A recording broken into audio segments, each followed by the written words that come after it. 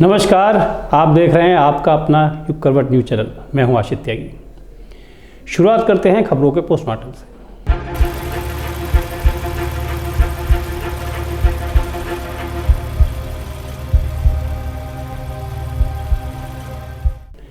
आप और हम सभी जानते हैं कि वर्ष 2022 विदा ले रहा है और 23 के स्वागत की हम लोग तैयारी कर रहे हैं। कुछ ऐसी घटनाओं को याद कर लेते हैं जिनकी वजह से वर्ष 2022 को हमेशा के लिए याद रखा जाएगा।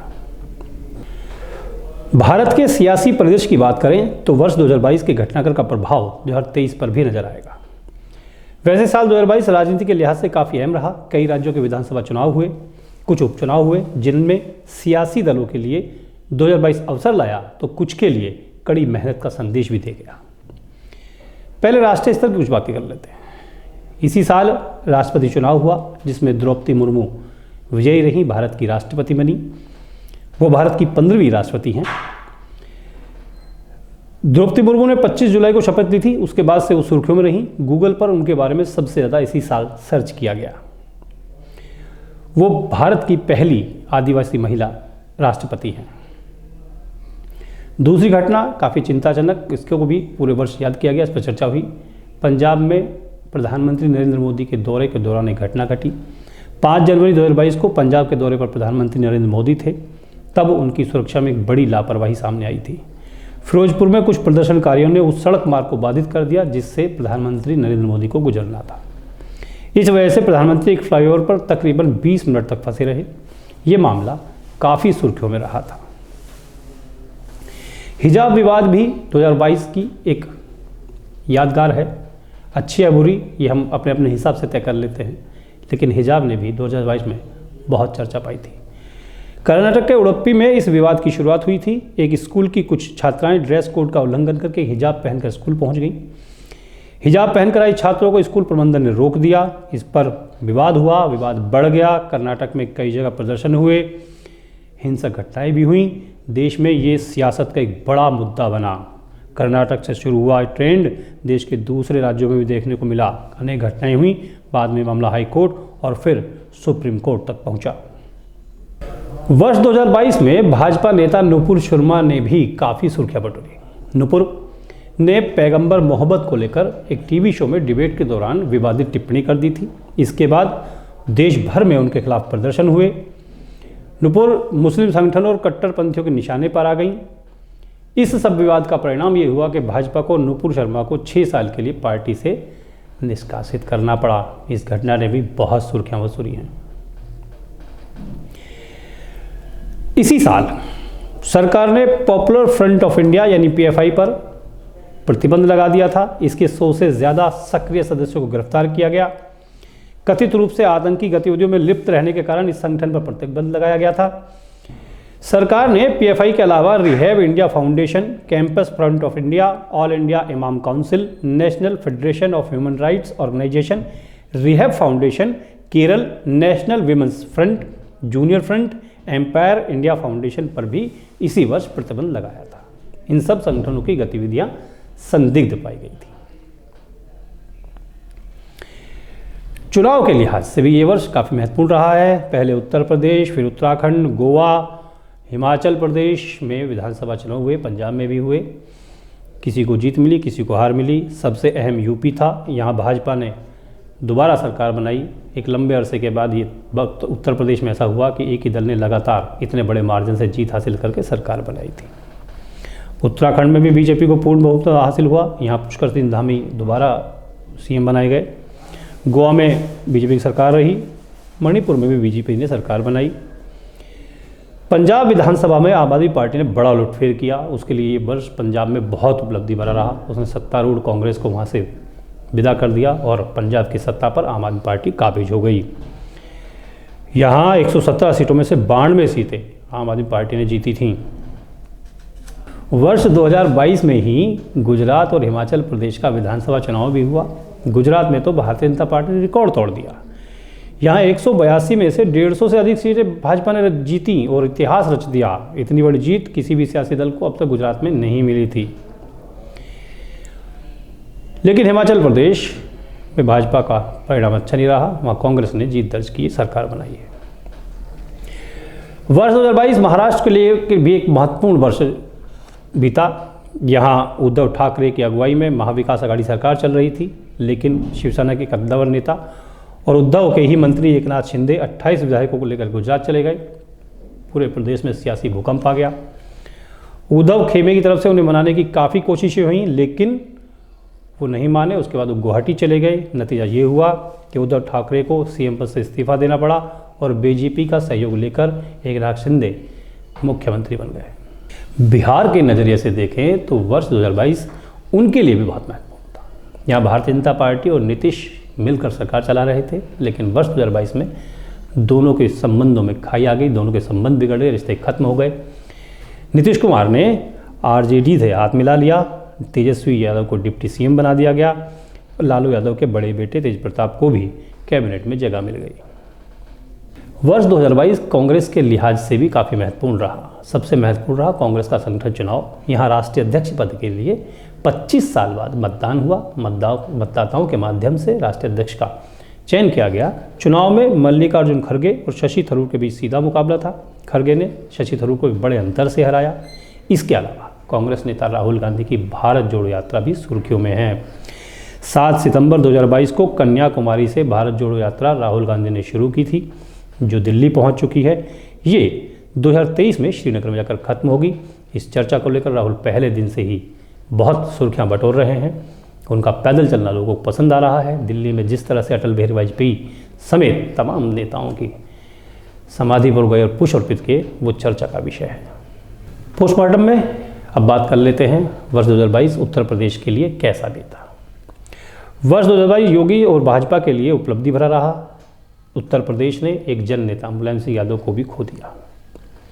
साल की शुरुआत ही विधानसभा चुनाव से हुई। इसमें भाजपा के पैरों के तले से जमीन तब निकल गई जब स्वामी प्रसाद मौर्य, दारा सिंह चौहान और धर्मवीर सैनी नेता एन चुनाव से पहले भाजपा का साथ छोड़कर चले गए। इन नेताओं ने बीते 5 साल तक भाजपा के साथ सत्ता का सुख लिया। 2022 में इनको लगा कि सत्ता अखिलेश को मिलेगी और ये उसके साथ चले गए, लेकिन ऐसा नहीं हो पाया। स्वामी प्रसाद मौर्य के जाने की वजह से भाजपा को अपनी रणनीति में बदलाव करना पड़ा। भाजपा नेतृत्व यूपी की अनेक विधानसभा सीटों पर प्रत्याशी बदलने के मूड में था, लेकिन स्वामी प्रसाद जाने के बाद पार्टी में खलबली मच गई। ऐसी चर्चा थी कि जिसका भी टिकट भाजपा तय नहीं करेगी उसे अखिलेश की साइकिल का सहारा मिलेगा। भाजपा बैकफुट पर आ गई और उसने कहीं कोई उम्मीदवार नहीं बदला। इस वजह से भाजपा के कई नेताओं के टिकट बच गए और वो आज विधायक बने हुए हैं। कुछ लोगों को हार भी नसीब हुई। सहकारिता आंदोलन की उपज और धरतीपुत्र के नाम से विख्यात जन नेता मुलायम सिंह यादव के लिए भी वर्ष 2022 याद रखा जाएगा, क्योंकि उन्होंने 10 अक्टूबर 2022 को अंतिम सांस ली थी। मुलायम सिंह जब बीमारी की हालत में अस्पताल में भर्ती थे, तब मुख्यमंत्री योगी आदित्यनाथ उनका हाल चाल लेने अस्पताल पहुंच गए थे। इस घटना ने भी काफ़ी सुर्खियां बटोरी थी। वर्ष 2022 समाजवादी पार्टी के वरिष्ठ नेता आजम खां और शिवपाल यादव के लिए भी महत्वपूर्ण रहा। विधानसभा चुनाव के बाद शिवपाल यादव और अखिलेश के बीच संबंध बिगड़ते चले गए थे, लेकिन मुलायम सिंह यादव की मृत्यु के बाद खाली हुई मैनपुरी की सीट पर डिम्पल यादव को उतारा गया। डिम्पल के चुनाव ने चाचा भतीजे के रिश्तों पर जमी बर्फ को पिघला दिया। डिम्पल के चुनाव में दोनों लोग साथ मिलकर लड़े, पूरा परिवार एक साथ होकर लड़ा। डिम्पल को बड़ी जीत हासिल हुई। मगर रामपुर विधानसभा चुनाव में सपा की हार से आजम खां की सियासत लगभग समाप्त होती नजर आई है। राष्ट्रीय लोकदल की बात कर लेते हैं। वर्ष 2022 जयंत चौधरी के लिए भी उपलब्धि भरा रहा है। विधानसभा चुनाव में उन्होंने अखिलेश के साथ समझौता किया, वेस्ट यूपी की 8 सीटों पर जीत हासिल की और अपनी खोई हुई ज़मीन वापस पाने का प्रयास किया। ज़मीन पर राष्ट्रीय लोकदल को ताकत हासिल हुई। इसके बाद खतौली उपचुनाव आया, उसमें राष्ट्रीय लोकदल ने जीत हासिल की। यहाँ से इस उपचुनाव ने भाजपा को पश्चिम उत्तर प्रदेश में फिर से विचार करने पर मजबूर कर दिया। अब राजनीति की वो कुछ खास बातें जिनके लिए वर्ष 2022 याद रखा जाएगा। प्रदेश में कई दशकों तक शासन करने वाली कांग्रेस के लिए ये साल सिर्फ भविष्य की चुनौतियां बढ़ाने के लिए याद रखा जाएगा। तमाम प्रयोगों के बावजूद साल दर साल जमीन खोती जा रही कांग्रेस इस साल भी झटका ही खाती रही। उसके हाथ से पंजाब चला गया। उत्तर प्रदेश में प्रियंका गांधी के कई प्रयोगों के बाद भी कांग्रेस की हालत जस की तस है, यहाँ कुछ नहीं बदला है। लुढ़क कर कांग्रेस 2 विधायक तक सिमट गई है। बसपा की बात करें, मायावती के लिए भी ये साल कुछ खास लेकर नहीं आया। लोकसभा चुनाव 2019 में सपा के साथ गठबंधन करके बसपा ने 10 सांसद बनाए थे, 10 लोकसभा सीटों पर जीत हासिल की थी। इसके बाद बसपा प्रदेश में भविष्य में फिर बड़ी सियासत बनने की, बड़ी सियासी ताकत बनने की संभावनाओं को देखते हुए ही रह गई। विधानसभा चुनाव के नतीजों ने बसपा की संभावनाओं पर सवालिया निशान लगा दिया। यूपी के विधानसभा चुनाव में बसपा को सिर्फ 1 सीट मिली है और भविष्य में उसे अपने पांव जमाने में खासी जद्दोजहद करनी पड़ेगी, बहुत मेहनत करनी पड़ेगी। 2022 आम आदमी पार्टी के लिए कैसा रहा? 2014 के लोकसभा चुनाव में वाराणसी में नरेंद्र मोदी के खिलाफ अरविंद केजरीवाल खुद मैदान में उतर गए थे। इसके माध्यम से उन्होंने आम आदमी पार्टी की यूपी में सियासी खेती की तैयारी करने का एक संकेत दिया था, पर अभी तक उसे सफलता नहीं मिली। आपके संजय सिंह ने कोविड के दौरान सरकार पर लगातार हमला बोला। दिल्ली मॉडल के सहारे यूपी में पैर जमाने की कोशिश भी हुई। विधानसभा चुनाव में 300 से ज़्यादा उम्मीदवार उतारे गए, लेकिन लोगों के बीच, जनता के बीच, मतदाताओं के बीच उसकी उपस्थिति लगभग शून्य रही। पार्टी यूपी में कोई खास प्रदर्शन नहीं कर पाई। वर्ष 2022 छोटे दलों के लिए बहुत महत्वपूर्ण रहा, उनके लिए बहुत अच्छा रहा। सुभाष निषाद की निषाद पार्टी, अनुप्रिया पटेल का अपना दल, ओम प्रकाश राजभर का सुबह सपा जैसे छोटे दलों के लिए ये वर्ष बहुत खास रहा। भाजपा और सपा जैसी बड़ी पार्टियों के साथ गठबंधन करके इन दलों ने विधानसभा में अपनी सीट और मत प्रतिशत दोनों बढ़ाए। भाजपा से गठबंधन तोड़कर सपा के साथ गए ओम प्रकाश राजभर ने इस बार पिछली बार से 2 सीटें ज़्यादा जीती हैं। अब उनके 6 विधायक हैं। संजय निषाद ने भाजपा से गठबंधन किया, पार्टी के 6 विधायक जीते। वह खुद विधान परिषद पहुंचे और कैबिनेट मंत्री बनने में सफल रहे। अपना दल एस का भी भाजपा के साथ गठबंधन रहा। 2017 में पार्टी के 9 विधायक चुने गए थे, इस बार 12 जीते हैं। अनुप्रिया पटेल केंद्रीय मंत्रिमंडल में हैं। उनके पति आशीष सिंह को भी प्रदेश मंत्रिमंडल में जगह मिली है। वर्ष 2022 में ये साफ संदेश गया है कि अब राजनीति में हितुंत प्रखर हो चुका है।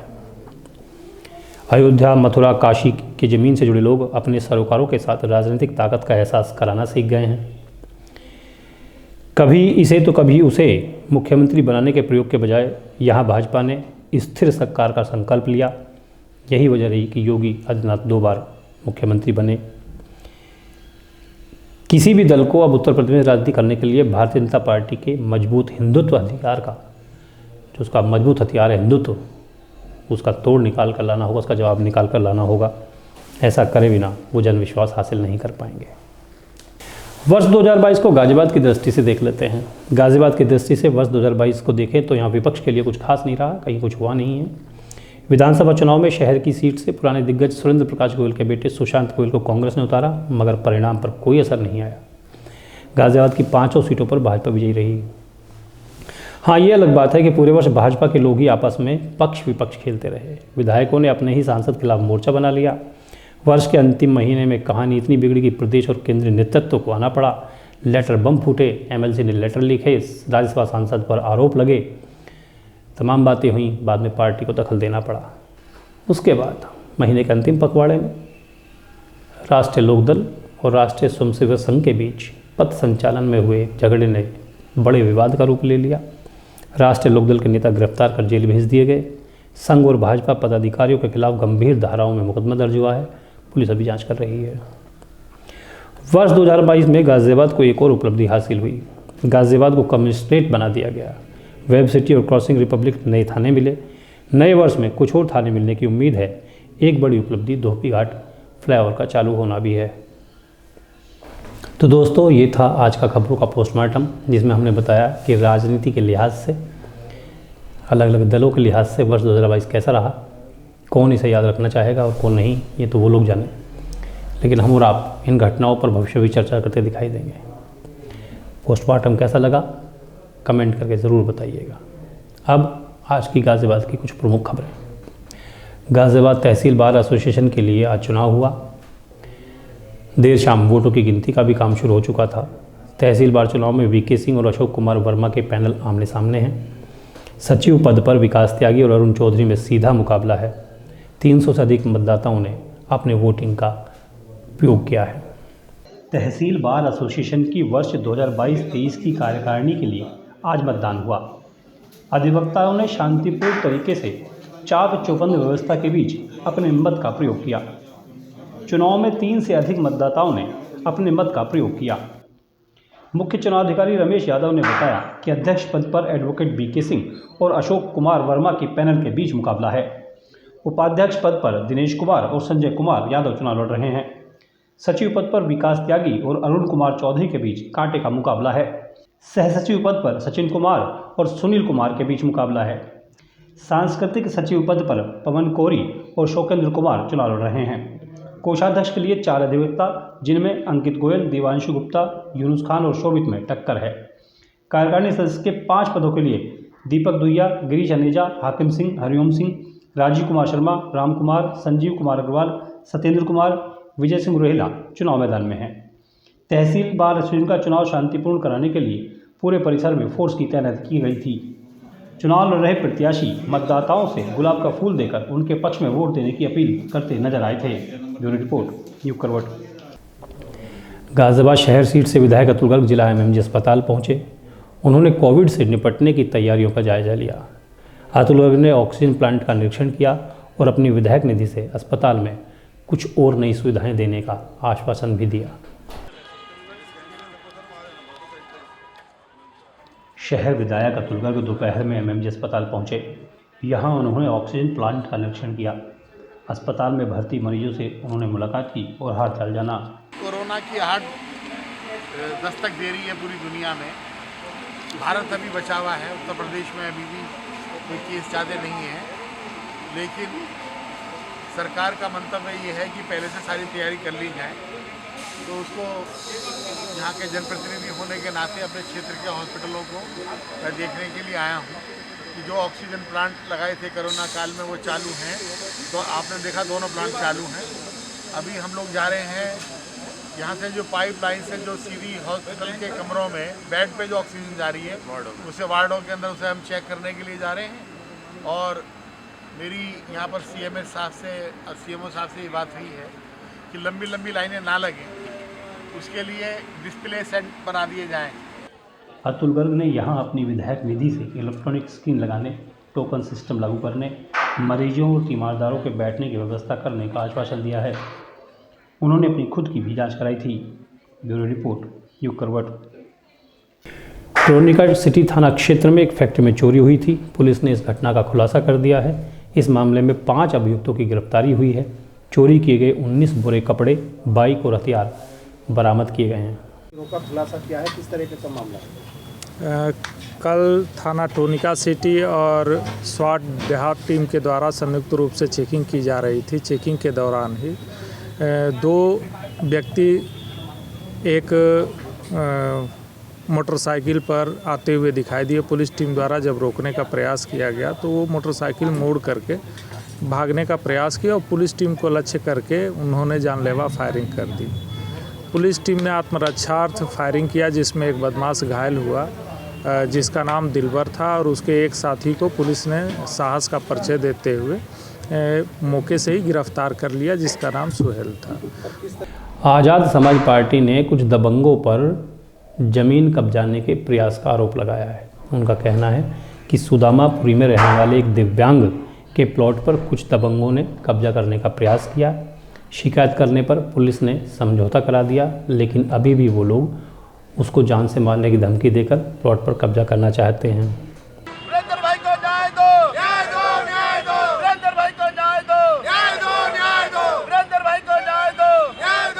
आज़ाद समाज पार्टी काशीराम ने दबंगों पर आरोप लगाया है कि उनके द्वारा दिव्यांग का प्लॉट कब्जाने का प्रयास किया जा रहा है। पीड़ित ने इस मामले में पुलिस आयुक्त के नाम ज्ञापन सौंपा है। पार्टी के जिलाध्यक्ष पुष्पेंद्र सिंह ने बताया कि सुदामापुरी में पीड़ित दिव्यांग का प्लॉट है, जिसे कुछ लोगों ने कब्जा लिया है। विरोध करने पर उसे जान से मारने की धमकी दी जा रही है। मामला क्या है? ये हमारा भाई है अपाहिज वीरेंद्र भाई, जिनका कुछ जातिवाद गुंडों ने इनका मकान पर जबरन कब्जा कर लिया है।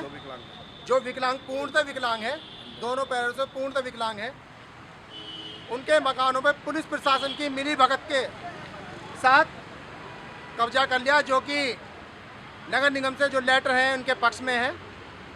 वो सभी पुलिस द्वारा वीडियो हमारे पास हैं, जो पुलिस के साथ आके उन लोगों ने जबरन इनकी नेम प्लेट उखाड़ी और घर से इन्हें बाहर खींच के लाए और इन पर मारपीट। प्लॉट नंबर 71, 72, 271, 272, 273 अलॉटमेंट लेटर इनके पास है, जो कि उन गुंडों के जो प्लॉट हैं वो 465, 466, 467 है, 68। वो अपने प्लॉटों पर न जाकर इस मजदूर, गरीब और अपाहिज के मकान पर जो जाटव समाज से है उस पर कब्जा किया है। थाना क्रॉसिंग पहुंचे इनकी फरियाद लेकर, तो डीएसपी साहब ने हमारे जिला अध्यक्ष पुष्पेंद्र सिंह के साथ बदतमीजी की और उनकी कोई बात नहीं मानी और ना ही कोई बात सुनी। आप बताइए, आप क्या कहना चाहते हैं? मान्यवर यह है कि निगम से 3 बार इनों की जांच हो गई है, जो निगम ने भी इनों के पक्ष में दिया है। 71, 72, 73 नंबर पे इनों का कब्जा लेटर भी 71, 72, 73 का है और उन्हों का प्लॉट नंबर 68 नंबर है और क्या नाम है 465, 66 है, जिन्हों के उन्हों से 300 मीटर दूरी में है और वो कब्जा लेटर 71, 72 का दिखाया जा रहा है और प्रशासन इसे नहीं देख पा रहा है कि 71, 72 पे कब्जा लेटर डबल क्यों दिखा रहे हैं। प्रशासन मिलकर के और जो शासन मिलकर के इनों के मकान पे कब्जा कराना चाहते हैं। पुलिस को मामले की जानकारी दी गई तो दोनों पक्षों में समझौता करा दिया गया, लेकिन इसके बाद भी दबंग प्लॉट उनको देने का दबाव बना रहे हैं। पीड़ितों ने मामले में कार्रवाई न होने पर प्रदर्शन की चेतावनी दी है। ब्यूरो रिपोर्ट, युग करवट। उत्तर प्रदेश अपराध निरोधक समिति ने शपथ ग्रहण समारोह का आयोजन किया। इसमें जिलाधिकारी गाजियाबाद को पदेन अध्यक्ष बताया गया था। इस बात पर विवाद हो गया। डीएम आर के सिंह ने ऐसी कोई जानकारी होने से इनकार कर दिया। संस्था के पदाधिकारियों ने इस संबंध में शासनादेश होने का दावा किया है। डीएम ने जांच के आदेश दे दिए हैं। उनको जांच करानी चाहिए। यदि संस्था फर्जी की बात कर रहे हैं, जैसे वो बात कर रहा है, ठीक है ना, या तो उनको जानकारी नहीं है या हम लोगों ने उनको जानकारी नहीं दी। वही मैं जानना चाह रही हूँ कि ऐसा कुछ जो हमारे पास है वो हमने उनको वहाँ तक नहीं पहुँचाया जी। एक्चुअल डॉक्यूमेंट पहुँचाने की जिम्मेदारी हमारी तब बनती है जब इसकी डिस्ट्रिक्ट कमेटी बन जाएगी। यहाँ की पूरी बॉडी बनने के बाद उस बॉडी की पूरी लिस्ट और एक कवरिंग लेटर जितने भी शासनादेश है, डीएम से, एसएसपी से रिलेटेड, राज्यपाल से रिलेटेड, सारे हम फॉरवर्ड करते हैं। काम कर रहे लोगों ने क्या किया मैं आपको बता दूं। बनाने की दोबारा बॉडी बनाने की जरूरत क्या पड़ी कि अपने तक सीमित हो गए। सब जेल विजिटर है, हम जिला सचिव है इसके, हमें जो काम करना है केवल अपने नेतागिरी तक कर लें। तो प्रशासनिक अधिकारियों से कभी चौथा डीएम वो शासनादेश हम अभी दे देंगे। अभी जरूरत अभी दे देंगे। हाँ बिल्कुल, हमें दिखाइए ना, शासनादेश चाहिए हमें इसके। और कोई क्वेश्चन? बस यही पूछना था मुझे तो आज के लिए बस इतना ही। गाजियाबाद और आसपास की खबरों के लिए देखते रहिए युग करवट और पढ़िए अपना समाचार पत्र युग करवट। युग करवट चैनल को लाइक करें, सब्सक्राइब करें, कमेंट जरूर करें। आपके कमेंट हमारे लिए बहुत महत्वपूर्ण है। आपके कमेंट ही हमें बताते हैं कैसे और क्या सुधार कर सकते हैं, इसको कैसे आगे बढ़ा सकते हैं। नमस्कार।